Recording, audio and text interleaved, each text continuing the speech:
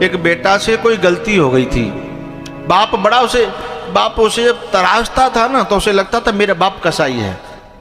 बाप जब निर्माण करता है ना तो कुम्हार की भूमिका निभाता है, माँ जब निर्माण करती है तो कुम्हार की भूमिका निभाती है बर्तन को बनाने के लिए।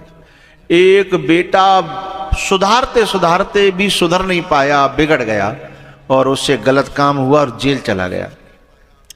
लेकिन जब वो जेल चला गया उसे गलती का एहसास हुआ तो उसने जेल से एक कागज भिजवाया अपने पिताजी के पास, पिताजी मैं जेल से छूटूंगा 10 वर्ष बाद, कृपया करके यदि आप मुझे क्षमा कर सको तो मैं घर आऊं और नहीं तो मैं कहीं भी चला जाऊंगा, मेरी चिट्ठी का जवाब देना।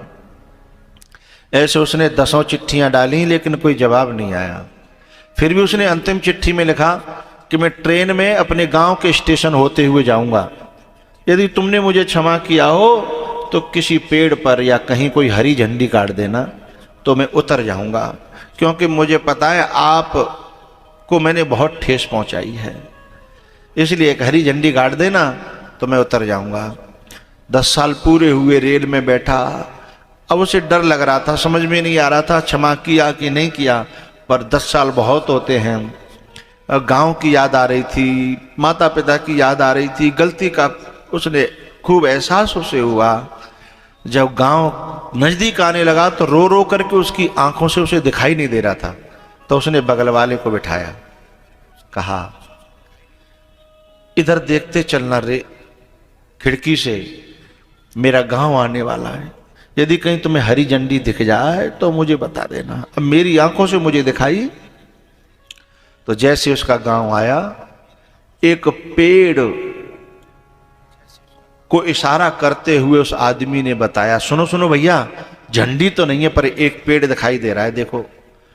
तो एक पेड़ पर उसके मां की पूरी साड़ी लिपटी हुई थी, हरी वाली। वहां ट्रेन रुकी और वो उतरा।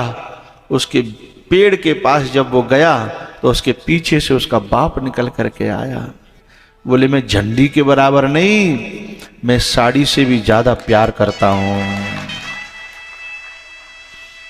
पर मैं बाप हूं ना तो मुझे आई लव यू कहना नहीं आता, क्योंकि मैंने तो हमेशा तुमसे जूते से बात की है ना, तो मेरे होठ उसके अभ्यस्त हो गए हैं, लव यू कहना नहीं आता।